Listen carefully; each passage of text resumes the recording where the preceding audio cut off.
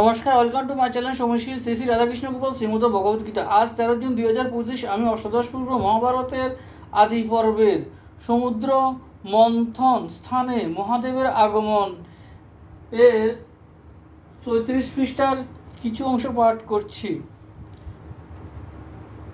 শ্রী শ্রী মহাভারত কি জয়, শ্রী শ্রী রাধাকৃষ্ণ গোপাল শ্রীমদ ভগবদ্গীতা কি জয়। রাধাকৃষ্ণ রাধাকৃষ্ণ রাধাকৃষ্ণ।